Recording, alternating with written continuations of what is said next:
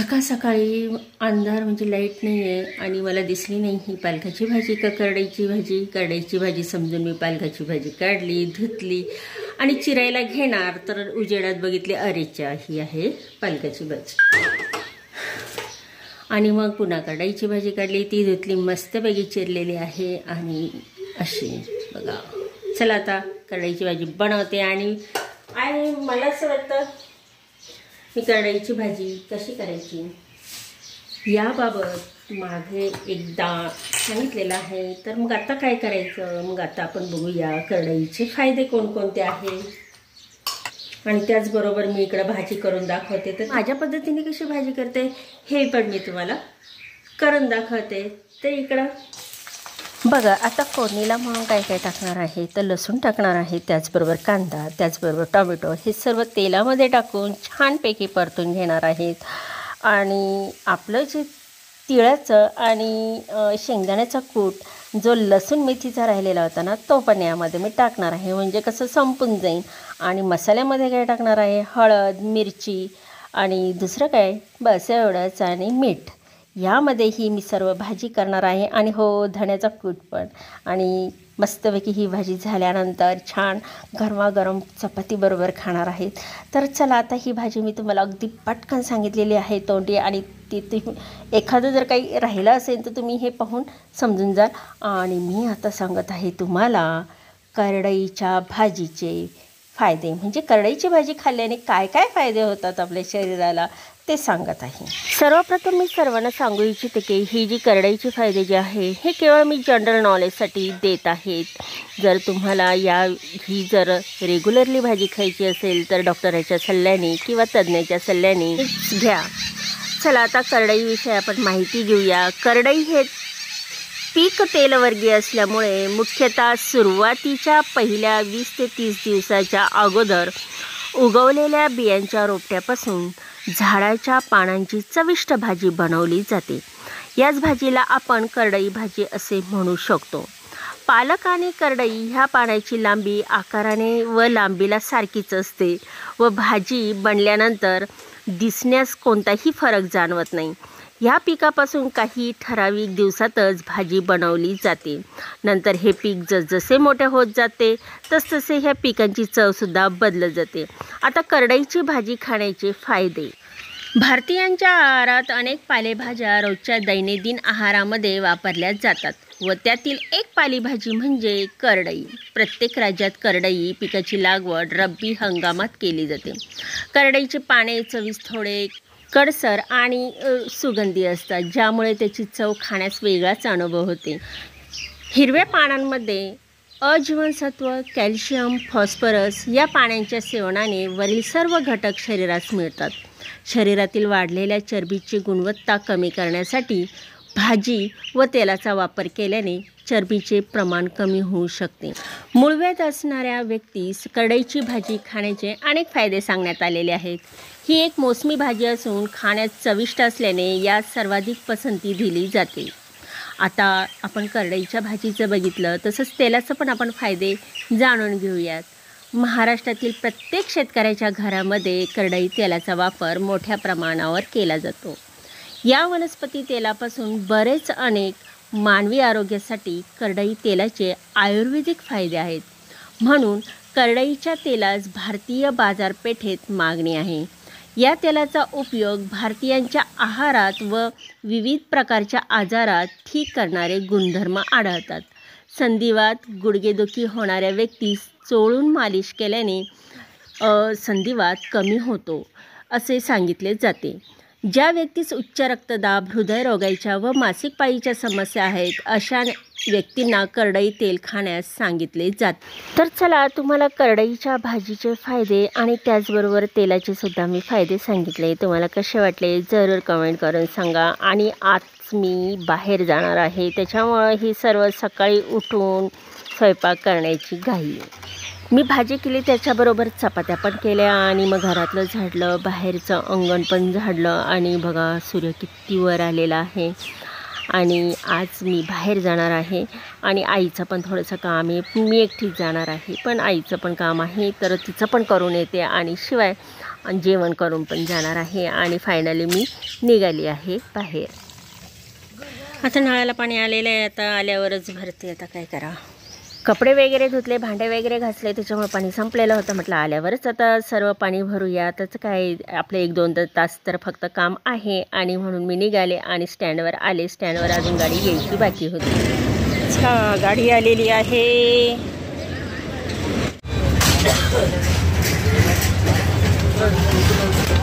शेवटच्या बाकड्यावरची खिडकीची जागा निवडल्यानंतर थंड हवा घेत घेत मी जिथं माझं काम होतं तिथं मी आलेली होती. आणि माझं स्वतःचं काम करून घेतलं. आणि त्यानंतर मग म्हटलं आता काकांचं हे जे पोस्टाचं काम होतं, म्हणजे पुस्तक भरायचं होतं, तर त्यासाठी मी तिकडं त्या पोस्ट ऑफिसमध्ये चालली होती. आणि तिथून पोस्ट ऑफिस समोरूनच काठी नाचवत नाचवत नवनाथ महाराजांची पालखी चाललेली होती. आणि जेव्हा मी हे शूट करत होते तेव्हा मला माहिती नव्हतं नेमकी कोणत्या देवाची पालखी चाललेली आहे. मी त्यासाठी पण थांबलेली होती. म्हटलं दर्शन घेऊन मग आपण आतमध्ये जेवढं आपलं काम आहे ते करूया. आणि शूट करायचं हे कारण म्हणजे अगदी सर्व जे आहेत ना, अगदी पारंपरिक पद्धतीने दिसत होते. मिरवणूक दरम्यान वाजवले जाणारे वाद्य, त्याशिवाय ती गाडी जी सजवली होती अतिशय सुंदर पद्धतीने. आणि म्हटलं की आता दर्शनच घेऊन जाऊया. आणि चला माझ्याबरोबर तुम्हीसुद्धा कानिफनाथ महाराजांचं दर्शन घ्या. आणि चला आता आपलं जे काम आहे ते मला आता करायचं पण आहे. आणि अतिशय मन प्रसन्न झालं होतं पूर्ण हे पाहतानासुद्धा. पोस्ट ऑफिसमध्ये गेले आणि काकांचं पुस्तक वगैरे भरला. आणि त्यानंतर मी बाहेर पडली. आणि बाहेर पडताना एक गाडी दिसली. ती बघा अगदी आमच्या कोपरगाव भागामधून हे चालतं फिरतं असा हा दवाखाना आहे जो गाडीमध्येच असतो. आणि अक्काला घ्यायचे आहे कपडे. आणि कधी पण मी इथं आले ना तर अगदी म्हणजे इथंच कपडे घेत असते. आणि हे कपड्यांचं दुकान आहे. दूध डेअरीच्या समोर येते दुकान. आणि दूध डेअरीच्या सर्वच्या सर्व इथं गाड्या लागलेल्या आहे. अगदी सगळ्या आमच्या म्हणजे कोपरगावची भागातली कोणती नदी आहे तर गोदावरी. ह्या गोदावरी नावावरून हे दूध डेअरीचं नाव आहे. दुधाच्याच गाड्या दिसतील सगळं गोदावरी दूध, कारण गोदावरी इकडं नदी आहे म्हणून त्यावरून नाव पडलेलं आहे गोदावरी दूध. चला आलं जाऊया दुकानात. खूप छान छान कपडे आहे, फॅन्सी वगैरे सर्वच असं कपडे, असं कोणतं कपडे नाही की तिथं मिळणार नाही असे. आणि मग दिवाळीत गाऊन परकर मी ह्याच दुकानातून घेतले होते. आणि अक्का मला म्हटली की तू जसे ज्या दुकानातून परकर आणले तसेच आण रफमधले. आणि तिलाच मी संगमनेरून आणले होते, तिला ते काही पटले नाहीत. आता जे परकर घेतले हे सर्व माझ्याच कलरच्या पसंतीनुसार घेतले. आणि खरेदी वगैरे. आणि आता जाते घरी. अगदी 15-20 मिनटं बसले आणि मला लगेच एसटी मिळाली आणि मी घरी निघाले जायला. आणि बघा हे मी ज्या गावामध्ये आले होते तुम्हाला ते दाखवते. साची आणि मी आली होती ह्याच इथंच. ठीक आहे, बऱ्यापैकी मिळतं सगळं. आणि आपल्या इकडं पण आता मिळायला लागलेलं आहे. पण पहिल्यापासून मग आम्ही इकडे येतो, नाही तर संगमनेर असं पण असतं. खूप असं लांब नाही आहे, अगदी 10-12 किलोमीटर असं दूर आहे. आणि सकाळीच निघाली. अगदी माझं 2 तासामध्ये काम झालेलं आहे आणि मी लगेच निघालेली आहे. आणि हे गहू काही लोकांचा तर अजून काढून पण झालेला नाही आहे, आत्ताशी काही वाळलेला आहे. आणि मी आत्ता बघितलं तर हिरवट पिवळटसुद्धा म्हणजे आहे, म्हणजे अजून लोकांचा काहींचा गहूसुद्धा वाळायचा आहे. आणि आपल्या इकडं गहू होऊन मला असं वाटतं 2-3 आठवडे म्हणजे 1 महिना तरी झालाच असेल ना नक्की. म्हणजे आपल्या लवकर पेरण्या झाल्या होत्या त्या मानाने यांच्या उशिरा पेरण्या झालेल्या आहे. हे शेळ्या मेंढ्या पण इथून लांबून दिसतात. आणि इतकं म्हणजे ना हलत होतं ना हा मोबाईल, काय स्थिर पण होत नव्हता. तुम्हाला हे दाखवत आहे मी सर्व इथून तिथून सर्व हा गहूच दाखवत आहे. आणि एस टीमध्ये एवढी काही गर्दी नव्हती. मला सीट पाठीमागच भेटलेलं होतं, सर्वात पाठीमागेच होती मी. आणि तुम्हाला आता इथं दाखवते. इथं एक आहे इंग्लिश मिडियम स्कूल. आणि इथून जवळजवळ असं चालत जायचं तरी पुढं बरंचसं अंतर आहे. आणि इथं जवळजवळ वर्षभर असेल मी. आणि सुरुवातीला पेमेंट देत होते, नंतर काय कसला पेमेंट नाही. मी भरपूर ठिकाणी ना असं 1-2 ठिकाणी वर्षभर किंवा असं 6 महिने बिना पेमेंटचंच काम केलेलं आहे. आणि एका ठिकाणी आश्रम होता आणि खाऊन पिऊन तिथं मस्तपैकी पेमेंट पण मिळत होता. आणि विशेष म्हणजे गुरूंच्या सान्निध्यामध्ये आशीर्वाद, ते आरती वगैरे इतकं प्रसन्नमय वाटायचं ना. बस चला आता आलं आहे माझं गाव आणि मला इथून घरी चालत जायचं. आज लवकर उठून स्वयंपाक केला त्याच्यामुळे माझी काय आज वॉकिंग झाली घरी मी आता आणि इथून पायीच जाणार आहे. आता दुपारचे 5 वाजले होते. तोपर्यंत जरा मी पाणी वगैरे सर्व भरून ठेवलेलं होतं आणि आज पाण्याचं टेन्शन नव्हतं, कारण आज पाणी आम्हाला होतं दुपारचं, त्याच्यामुळं दिवसभर पाणी असल्यामुळं मी कधी पण भरू शकत होते. नाहीतर मग सकाळीच पाणी मला भरून जावं लागलं असतं. आणि आल्यानंतर बघते एवढे पानं ना, आणि असं मी ठरवलं होतं की आता हे सर्व पानं आहे ना जाळूनच टाकूया.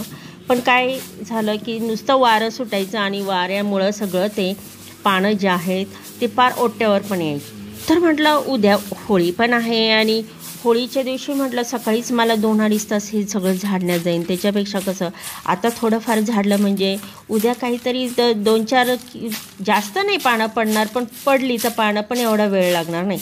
मग जास्त पानं पडली म्हणजे तेवढा वेळ पण अधिक लागतो. मग आता हे सर्व जे पानांचा जो कचरा आहे तो नेऊन गोळा करून जाळून टाकावं. पण कसलं काय इतकं म्हणजे वारं सुटलेलं होतं. मग मी काय केलं की सागाच्या झाडाखालच्या आळ्यामध्ये तिथं मी नेऊन हे सगळं पानं गोळा केली आणि इकडच्या साईडची जी आहे ती आंब्याच्या झाडाखाली गोळा करून ठेवणार होते. कारण मग मी म्हटलं की आता जर पानं जळली तर मग ते पुन्हा विस्तू इकडं तिकडं उडायचा. त्याच्यापेक्षा काय करू, हे नुसतं गोळा करून ठेवू आणि उद्या सकाळी हे सर्व गोळा केलेली जी पानं आहे ही आपण काय करू जाळून टाकू. तर तेच आता हे चालू होतं माझं. आणि म्हटलं आज सगळी साफसफाई जमली तर बघू, झाली तर झाली, नाही तर म्हणजे उद्या पण आपल्याला पाठीमागचं किंवा ह्या साईडचं खिडकीच्या साईडचं पण अजून करायचं आहे. कारण आहे ना इतके पानं पडू राहिले 2-4 दिवसापासून आहे ना, पाण्याच्या गळतीला आहे ना जास्त प्रमाणातच वाढ होऊ राहिली आहे. आणि मग त्यानंतर ठरवलं की चला आता आपण काय करू, हे जे आधी आपण पानं जाळलेली आहे याची पहिली प्रथम ही राख आहे ना गोळा करू. म्हणजे मग कसं, मग एकदा जर मी पानं जर जाळीन ना मग आणखीन त्याच्यामध्ये विस्तू तयार होईल आणि मला ती राखसुद्धा उचलता येणार नाही. मग आता ही राख कशासाठी, आता आपण जे सर्व ती झाडं लावलेली आहे त्याला आज सर्व पाणी दिलेलं आहे. आज बुधवार लाईट असल्यामुळे सकाळची लाईट आहे, म्हणजे दिवसभराची लाईट आहे.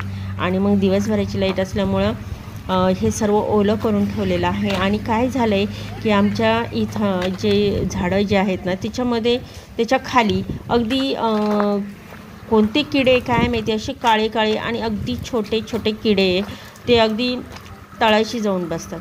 आणि जेव्हा पाणी दिलं ना ते आपोआप वर तरंगत येतात. तर ते भुंगे म्हणतात त्याला, असं म्हणजे आमच्या भाषेमध्ये आम्ही भुंगे म्हणतो, पण त्याला एक विशिष्ट नाव पण असू शकतं. तर म्हटलं की त्याच्यामुळं काय होतं, मग ते जमिनीचे जे मुळं आहेत ना ते पोखरली पण जाऊ शकतं. त्याच्यामुळं मग मी काय केलं की म्हटलं की आपण हे आहे ना हे सर्व राख टाकून पाहूया आणि बघूया म्हणजे काय फरक पडतो आहे का नाही. नाहीतरी तशी ती राख आता ठेवून तरी काय करायचं आहे. ती राख जी आहे ती झाडांसाठीच तर वापरायची आहे आणि त्याच्यामुळं तर कॅल्शियम भेटणार आहे झाडांना. तसंच ती नारळासाठीच ठेवली होती, पण आता काय नारळाला द्यायचा काही एवढा विचार नाही आहे. मग ती राख समजा पाऊस आला तर ती आणखी वाहून पण जायला बसली. त्याच्यामुळे म्हटलं की आहे ती झाडांना देऊन टाकूया. ही कांद्याची डोंगळे जी आहेत ना, मग हेच नाही पण हे सर्व कांद्याचं जे आहेत ना ते अगदी असं खाली सडल्यासारखंच झालेलं आहे. त्याच्यामुळे म्हटलं ही राखच टाकून द्यावा आधी. आज राख टाकली, आणखीन 2-3 दिवसांनी पुन्हा टाकणार आहे. त्याच्यातच इकडं पण टाकून दिली सगळीकडं असं छान. हे फुलं बा किती भारी गुच्छाच्या गुच्छ दिसू राहिले मस्त. हे इथं यायला लागले, हे फुलं दाखवू राहिले, फुलं छान आलेली आहेत. हे बाकी चिन्हच नाही आहेत. हे आपले छान आता टवटवीत झालेले. हे चला आता सगळीकडे अशी मेन झाडांना टाकून दिली, हे फुल झाडांना नाही टाकली. कारण इथं अजून आपले हे उगायचं पण आहे. तर हे अजून 2-4 दिवसांनी मी इथं टाकणार आहे, कारण इथं धणे आपण खोकलेली आहेत ना, तर ती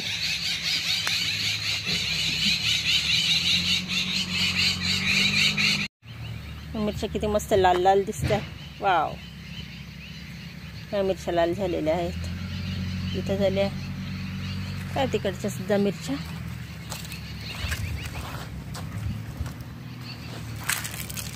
ह्या पण मिरच्या लाल झालेल्या आहे पूर्ण.